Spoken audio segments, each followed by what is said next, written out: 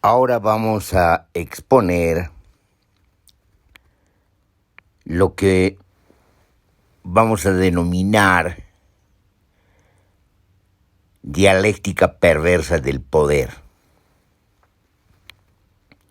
Bueno, este término de dialéctica, que ya no usamos desde nuestra crítica a la dialéctica de Hegel y a la dialéctica en general, como filosofía abstracta de la superación de las contradicciones, que sustituye el movimiento de los conceptos, o a través de los movimientos de los conceptos,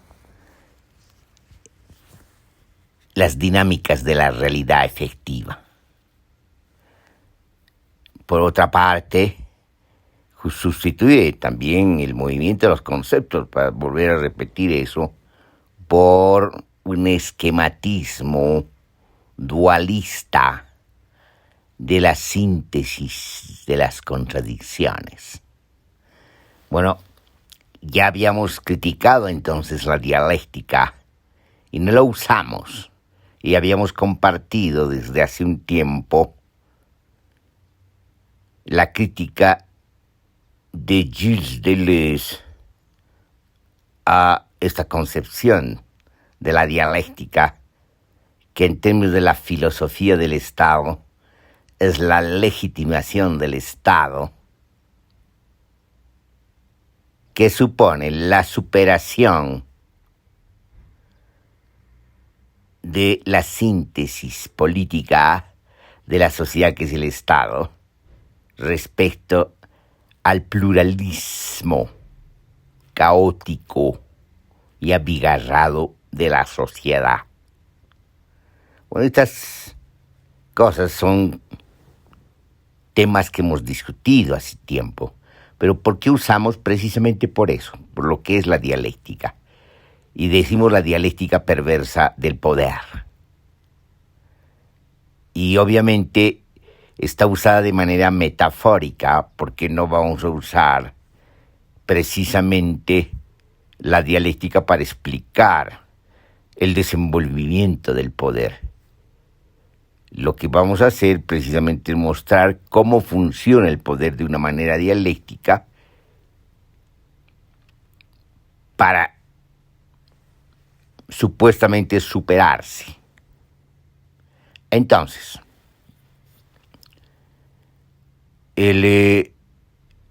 la dialéctica perversa del poder, a su vez, supone exposiciones anteriores de críticas de la dominación y de las dominaciones en sus formas polimorfas, las críticas de las relaciones de poder y las estructuras de poder y los diagramas de poder, así como las cartografías de poder. Lo que se ha venido a llamar las cartografías políticas. Entonces supone nuestra crítica al círculo vicioso del poder, pero también supone nuestra crítica al poder precisamente por esa relación perversa entre el poder institucionalizado y el lado oscuro del poder, entre el lado luminoso del poder y el lado oscuro del poder. Muy bien, está demasiado larga esta introducción, pero sí ayuda, sobre todo desde el punto de vista de la conceptualización de lo que son los conceptos. Y en una exposición como esta, que tiene carácter teórico, como otras de mis exposiciones, o muchas de mis exposiciones, y todas mis exposiciones requieren pues un esclarecimiento conceptual. Quizás esta exposición más que otras. ¿Por qué?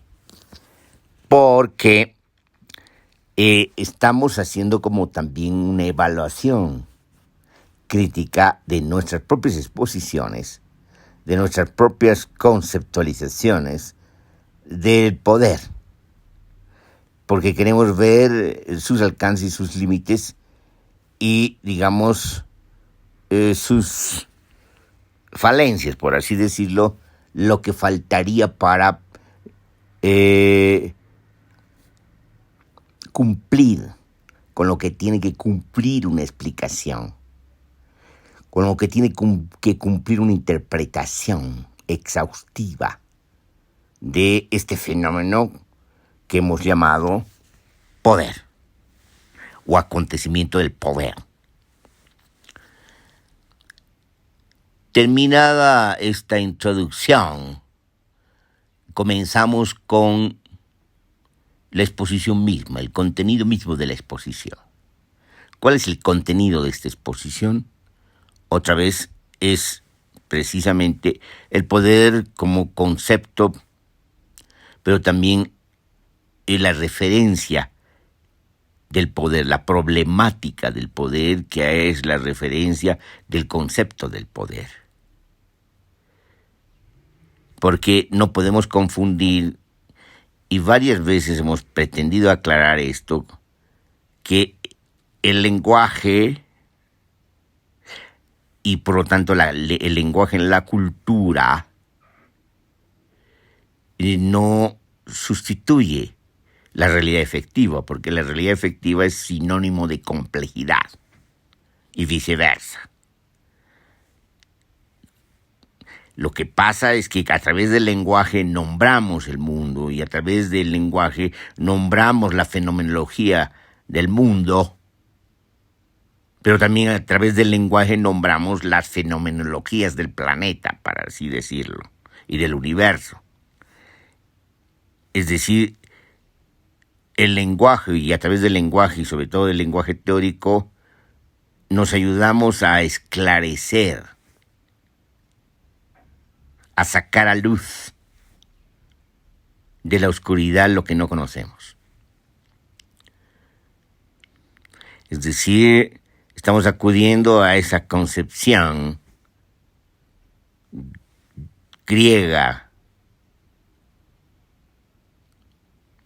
esa concepción de la antigüedad griega, de la filosofía griega, que comprende al logos, en otras palabras al lenguaje mismo, no solamente a la lógica, al logos como iluminación, que ilumina en la oscuridad y hace visible lo que se oculta.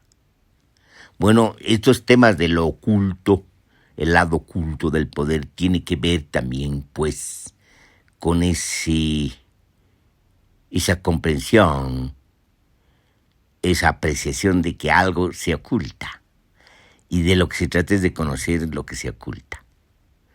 Bueno, cuando hablábamos y escribimos el ensayo sobre el lado oscuro del poder, lo que estábamos haciendo es a la vez una metáfora, es decir, una figuración de otra metáfora que habla del lado oscuro de la luna. Yo lo había leído y escuchado en términos como los había enunciado el escritor, el novelista colombiano Gabriel García Márquez, el lado oscuro de la luna. Y había dicho, o se dice que había dicho, que Bolivia es como el lado oscuro de la luna. Es decir, esta metáfora es interesante porque a la vez muestra la confesión de Gabriel García Márquez de que no conoce Bolivia. O diremos Bolivia en su profundidad.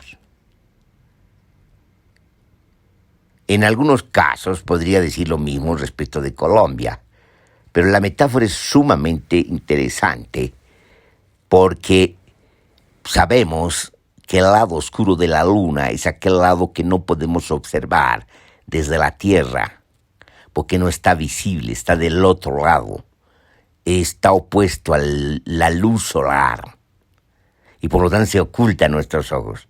Para ver el lado oscuro de la luna hay que ir a la luna o hay que orbitar en la luna y estar del lado oscuro para poder precisamente hacerla visible a través de los instrumentos que se tienen ahora en la astronáutica o en la cosmonáutica. Los rusos hablan de cosmonáutica, y haciendo más hincapié en el cosmos, y los norteamericanos hacen más hincapié en la astronáutica, en los astros, en el firmamento. Bueno, pero son sinónimos. Pero es muy interesante cómo se han pretendido diferenciar o más bien concurrir en esta competencia de viajes al espacio, donde el astronauta ruso y el astronauta norteamericano aparentemente están en competencia y se diferenciarían por sus siglas o por sus banderas. Pero cuando Ernesto Sábato nos hizo una pregunta, yo estaba en París, en la Sorbona, y en uno de los espacios nos reunimos muchos estudiantes franceses y de otras partes del mundo y muchos latinoamericanos, y le hice una pregunta muy sugerente: ¿en qué se diferencia el astronauta ruso y del astronauta norteamericano en la época de la Unión Soviética? Y obviamente nos estaba diciendo en qué se diferencia. Si no se diferencian, entonces, ¿de qué hablamos? ¿Cuál es la diferencia entre la Unión Soviética y Estados Unidos de Norteamérica? Esa pregunta tenía una poderosa visión crítica de nuestras ideologías de izquierda y marxistas, siendo sumamente avanzado y comprometido Sábato. Ninguno de los estudiantes respondió a esa pregunta. Entonces, fíjense cómo hay todo lo que hay alrededor de este tema del lado oscuro de la luna y del lado oscuro del poder. Yo uso esa metáfora y tengo la referencia en la memoria de esa metáfora del lado oscuro de la luna cuando hablo del lado oscuro del poder, porque hay un lado del poder que se oculta a la vista, que no es visible. En términos más claros, el lado no institucional del poder, el lado no jurídico político del poder, el lado oculto del poder, el lado que no se ve.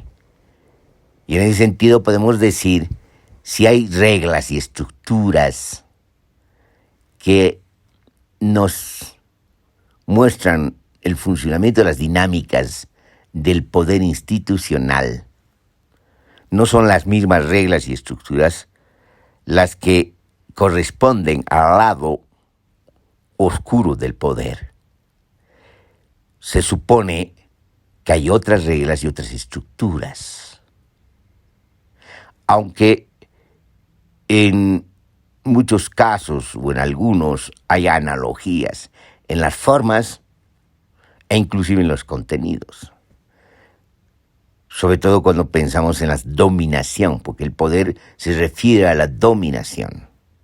Esa es la acepción que tenemos del poder, no como potencia, porque potencia, desde nuestro punto de vista, es algo diferente, inclusive es anterior, es el sustrato mismo del poder, y va más allá del poder, está más acá y más allá del poder. Es decir, la potencia en el sentido spinoziano, la potencia en el sentido de Antonio Negri y Michael Hart, la potencia como liberación, la potencia inclusive como política, en términos de Jean Rancière, es decir, como liberación, como creatividad. En ese sentido, Estamos hablando del poder de una manera estricta, circunscrita, el poder como dominación. Y en ese sentido, la dominación se da tanto en el lado visible como en el lado oscuro del poder. Ahora alguien me dirá, bueno, la luna sigue siendo la luna en el lado oscuro y en el lado visible. Es una esfera. Y lo que ocurre en el lado visible también ocurre en el lado oscuro, salvo, digamos, que no esté iluminado. Es acertada esta observación y tendríamos que preguntarnos si lo mismo ocurre con el poder. De alguna manera sí, en la medida que estamos hablando del poder. Pero estamos mostrando de que la metáfora tiene otras consecuencias. No se refiere exactamente a esta homogeneidad de la luna, de un astro, del satélite de la Tierra, del planeta Tierra, sino nos estamos refiriendo, digamos, a un fenómeno, un acontecimiento que no deja de ser social en el sentido de que corresponde a las sociedades humanas. Este fenómeno, este acontecimiento del poder. Y en ese sentido, digamos, las connotaciones y las consecuencias son distintas. Es decir, lo que queremos precisamente es mostrar lo que se oculta, lo que no hace visible, y lo interesante más bien podría ser visible aquello que aparentemente se hace visible en el lado institucional del poder. Es decir, el lado institucional del poder pretende responder al lado o al sistema jurídico y al sistema jurídico político, es decir, a las reglas establecidas, a las leyes, al derecho y a las reglas. Si ustedes quieren, a la Constitución, a las leyes y a las reglas. Sin embargo, el lado oscuro nos muestra que posiblemente el poder no funciona de esa manera, sino que el poder funciona de otra manera, funciona de una manera más parecida a cómo funciona el lado oscuro del poder. En estas formas, fenómenos, realizaciones, despliegues de las dinámicas de las dominaciones.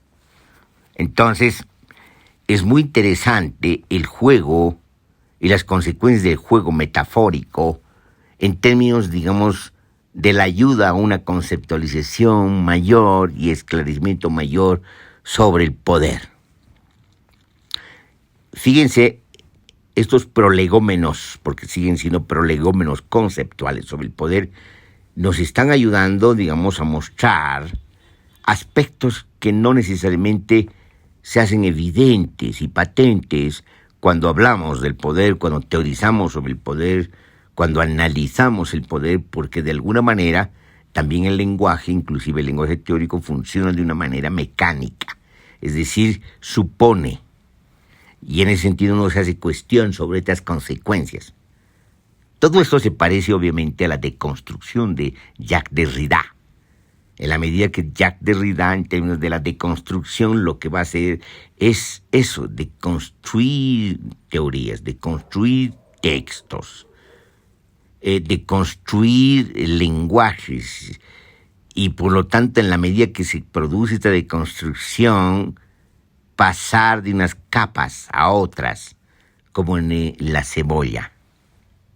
Y por lo tanto mostrarnos el conjunto de las capas, el juego de las capas, de sus sedimentaciones y estratificaciones. Y eso ayuda precisamente a mostrar toda la complejidad y la problemática de lo que estamos hablando y a lo que se refiere el lenguaje, a sus referentes. Ciertamente se parece mucho a esta hermenéutica crítica llamada deconstrucción. Pero eso es lo que queremos. Lo que queremos precisamente es de construir nuestro propio lenguaje y tratar de encontrar dónde están los aspectos que han sido pasados, digamos, de lado, han sido no tomados necesariamente en cuenta.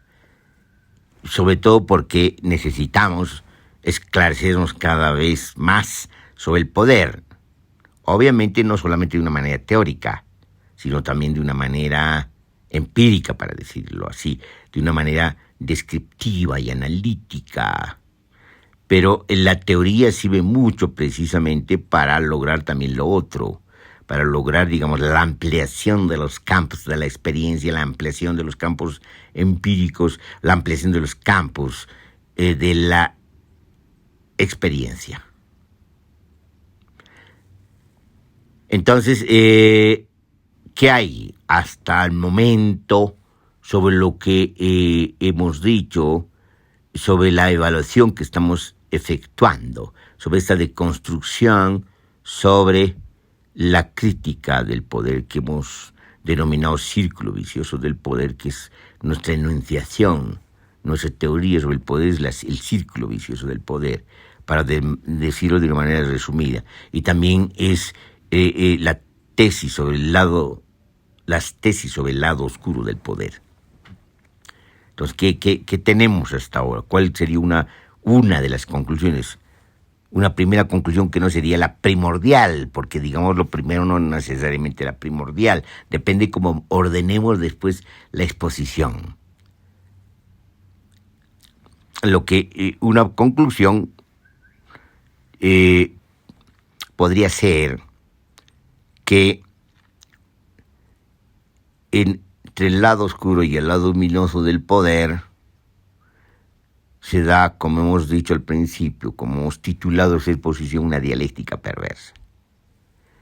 Es decir, el poder en el lado oscuro y en el lado luminoso se desenvuelve de una manera perversa.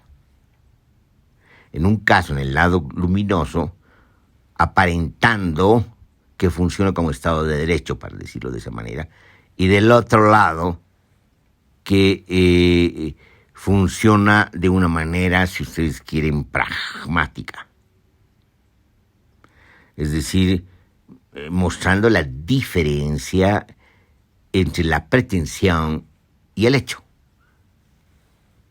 Y por lo tanto, entre el hecho y la pretensión, entre lo paralelo, las formas paralelas del funcionamiento del poder y las formas institucionales del poder, se da pues una dinámica perversa, en la medida que, digamos, lo aparente siempre va a servir como máscara y lo que se oculta, más que se oculta, lo que se realiza en términos efectivos, termina imponiéndose. Es decir, termina develando el contenido.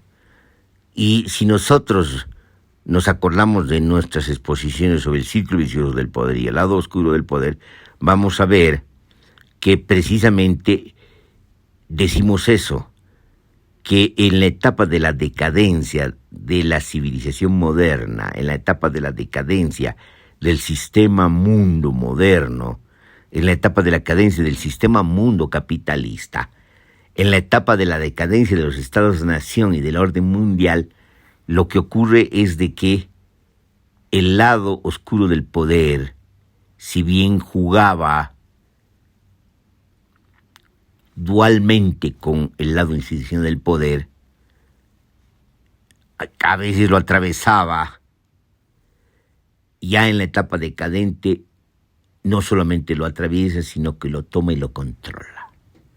Esa es nuestra tesis del círculo vicioso del poder y del lado oscuro del poder, que el lado oscuro del poder ha terminado controlando el lado luminoso institucional del poder y que las instituciones, el Estado concretamente, sirven sencillamente como máscara de las dinámicas y las lógicas, para decirlo de esa manera, de las dominaciones polimorfas.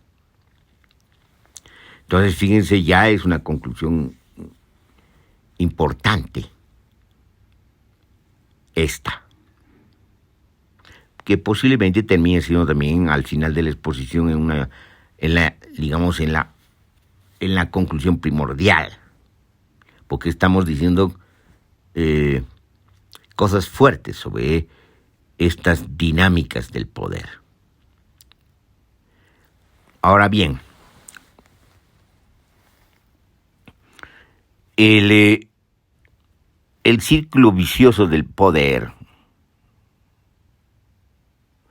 lo que va a mostrar también son otros dualismos, otros esquematismos dualistas. Funciona o supone la crítica de la ideología, entendiendo la ideología como máquina fabulosa de la fetichización. Ya moviéndonos, si ustedes quieren, en un postmarxismo. Entonces, en esta crítica de la fetichización y de los fetiches, vemos que la ideología ha pretendido mostrar diferencias entre lo que se ha denominado en el sentido común político izquierda y derecha. La izquierda lucharía por la justicia y la derecha lucharía por mantener, si ustedes quieren, el Estado de Derecho. Más o menos esos son los sentidos comunes que manejan en ambos estratos, aunque digamos, estas son pretensiones ideológicas que no se cumplen. Bueno, pero aquí lo que nos interesa no es tanto si se cumplen o no se cumplen, porque ya hemos discutido esos temas, sino que lo que aquí interesa es a dónde va estas tesis del círculo vicioso del poder y del lado oscuro del poder en este sentido y en este plano. ¿Dónde van a mostrar que en realidad el poder no le interesa quién está en el gobierno, si la izquierda o la derecha? Lo que le interesa es reproducirse como poder. Y la reproducción de poder señala una cosa que también hemos expuesto, inclusive en textos anteriores al círculo vicioso del poder y al lado oscuro del poder. Es decir, hemos expuesto antes, en la época de Comuna, y qué es lo que exponíamos al respecto. Lo que mostrábamos era precisamente que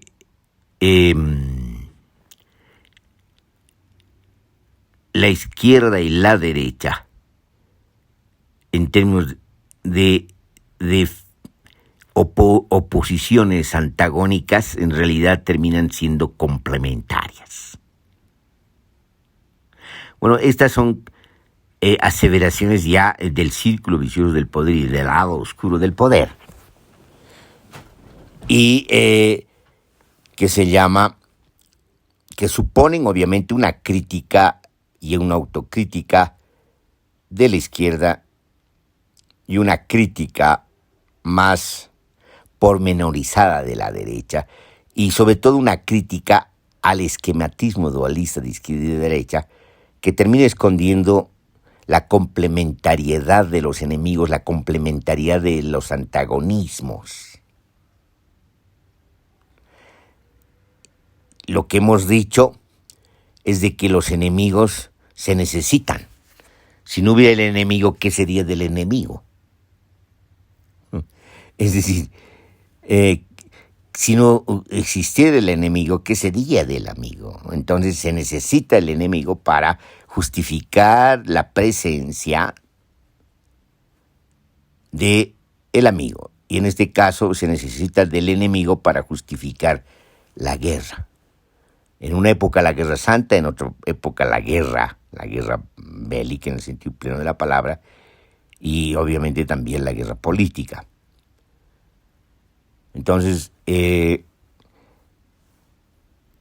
esta apreciación, esta crítica de los esquematismos dualistas, ya vienen desde la perspectiva de la complejidad, donde mostramos precisamente las contradicciones o las paradojas del poder, las contradicciones y las paradojas también de la revolución, las contradicciones y las paradojas de la rebelión, que precisamente por esta dinámica, por esta dialéctica perversa, termina enmarañando, entrelazando a los enemigos en una guerra donde ambos terminan abrazados en su propia muerte. Esta es una figura un poco poética, pero que nos muestra precisamente no solamente a los malentendidos, sino lo que nos muestra es el juego también perverso de la ideología, que oculta estos fenómenos. Y en ese sentido habíamos llegado a asumir algo que planteó Nietzsche, algo que además tiene que ver con la paráfrasis a la enunciación nietzscheana, es decir, más allá del bien y el mal, y decíamos más allá del amigo y del enemigo. Eso es Jacques Derrida en Políticas de la Amistad. Entonces, retomamos estos temas de fondo para precisamente darle cuerpo a la crítica y a las tesis del círculo vicioso del poder y del lado oscuro del poder. Entonces, hasta aquí digamos que tenemos como conclusión. Como conclusión tenemos de que la crítica del poder, la crítica de las dominaciones, también es una crítica de las ideologías. Y que el poder no funciona solamente en el campo político, sino también funciona en los demás campos sociales, pero también funciona, esas son ya nuestras apreciaciones recientes, de toda esta época de la autocrítica y de más allá de la autocrítica, que tienen que ver con la destrucción del planeta. Es decir, el poder funciona como destrucción planetaria, destrucción de la vida, funciona de manera antagónica a la vida. Y esto lo habíamos explicado de la misma, a la manera, si ustedes quieren, Foucaultiana, post-Foucaultiana, como explicaban Negri y Hart, la biopolítica y el biopoder, la diferencia entre biopolítica y biopoder, algo que no diferenciaba a Foucault, porque establecen Antonio Negri y Michael Hart que el biopoder funciona por capturas de la potencia de la biopolítica, de la potencia social de la biopolítica. Y estas capturas lo que hacen es precisamente capturar fuerzas, y esta captura de fuerzas y estas fuerzas capturadas van a funcionar dentro de los engranajes y la maquinaria del poder, y en ese sentido permiten la reproducción del poder. El poder no tiene por sí mismo capacidad de reproducción, tiene que capturar fuerzas. El poder por sí mismo es estéril, decíamos. Entonces no se reproduce, pero se reproduce, entre comillas, en la medida que emplea máquinas de captura, que son las instituciones, que son los agenciamientos concretos de poder, que son los diagramas de poder, que capturan fuerzas sociales, y a través de esa captura de fuerzas sociales se reproduce, porque desvía su potencia hacia la reproducción del poder. Entonces aquí una segunda conclusión importante tiene que ver precisamente con esto, con esta forma como, digamos, el poder se reproduce a través de capturas, de las máquinas de captura. Y esto obviamente es deleuziano y guattariano. Esto es una de las tesis de Mil Mesetas. Esta visión maquínica del poder. Esta visión no solamente maquínica del poder, sino que funciona como desterritorialización y reterritorialización. Siendo la reterritorialización, digamos, un fenómeno que se mueve y se desplaza en otra dimensión, que no es la dimensión territorial, sino es la dimensión de las instituciones y de la ideología. Entonces, aquí una segunda conclusión tiene que ver precisamente con esta forma perversa de reproducción del poder y con una de las conclusiones, sí primordiales, que se encuentran en nuestras exposiciones anteriores del círculo vicioso del poder y el lado oscuro del poder, que el poder se reproduce macabramente, es decir, a través de la muerte. Y esta tesis la hemos extendido a la civilización moderna, que la hemos caracterizado como civilización de la muerte, porque el famoso desarrollo capitalista no es otra cosa que la expansión intensiva de las huellas ecológicas, es decir, de la muerte de la vida, de las especies, de los seres. Entonces, fíjense cómo, de alguna manera, digamos, estas tesis del poder terminan siendo tesis de defensa de la vida. Es decir, tesis, si ustedes quieren, ecológicas, en el pleno sentido de la palabra, en el sentido de una ecología compleja. Tesis en el sentido de que se interpreta lo que ocurre con las dominaciones en términos de muerte. Es decir, las dominaciones generan muerte de la vida, circunscriben la vida, la capturan, meten la vida en jaulas, meten la vida en máquinas y desvían la potencia de la vida, la potencia creativa de la vida a formas muy circunscritas, muy restringidas, muy mezquinas, donde desaparece la creatividad y lo que aparecen precisamente son horizontes cada vez más mezquinos y restringidos.